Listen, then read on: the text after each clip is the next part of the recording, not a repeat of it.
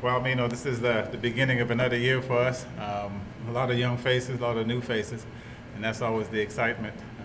The potential that they have is pretty cool because, number one, you're not really sure if it's going to materialize, so you're kind of like Forrest Gump says, like a box of chocolate.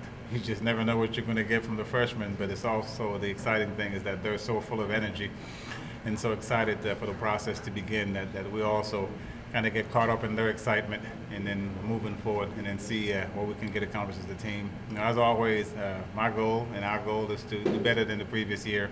We try to keep it as simple as possible. We want to keep improving, keep getting better, and keep climbing that ladder.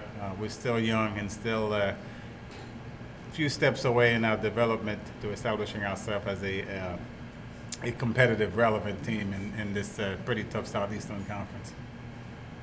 Coach, talk about your scheduling and the challenges on the schedule this Yeah, year. we sort of have a dichotomy or battle between kind of allowing the kids who are developing to develop and also allowing the elite kids to get a chance to sort of bump heads against the other elites of the country. So we sort of have to make sure we tend to that in our scheduling, that the kids who are developing get a chance to compete against people of their same talent level so that they can do a good job and feel good about the process and know where they're heading, and also have elite competition there that also allow our top kids to feel good about themselves being challenged and preparing for an SEC or regional and NCAA championship.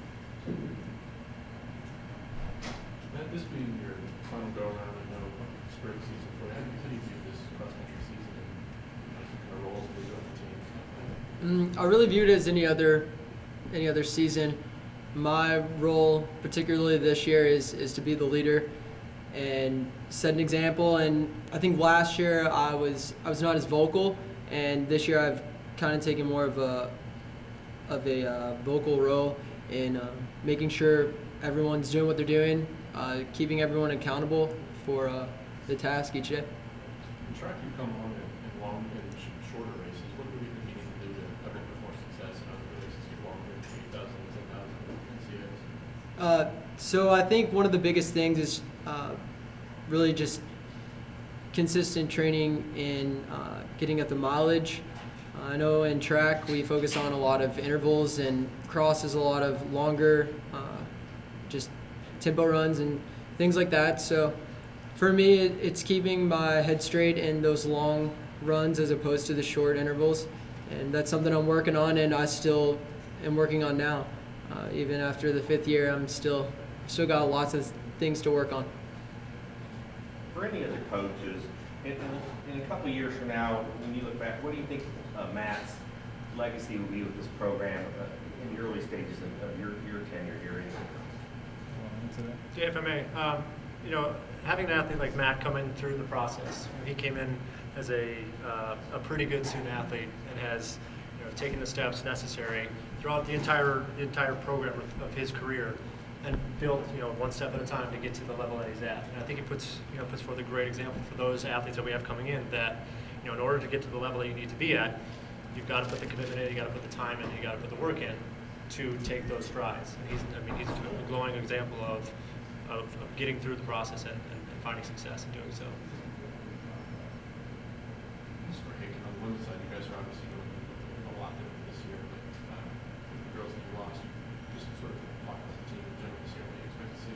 Yeah, obviously it's it's a much different group this year than last year. We had the senior leadership of Kelly McCumber, Allie Pierre. So having the different group, will have its own challenges through the year. Obviously, we'll try to spread out a lot of the expectations among all the freshmen and sophomores, and we'll just look to get better each race throughout the year. That's really the most you can ask of kids like that. And obviously they're here for a reason. We know they're very talented. It's just a matter of kind of bringing them along in the right environment, so by the end of the year they can really accomplish what we're hoping they can. Matt, what kind of goals do you have this year personally? I think with cross country, a lot of my personal goals rely on the team. I think me doing well is the biggest key in the team doing well.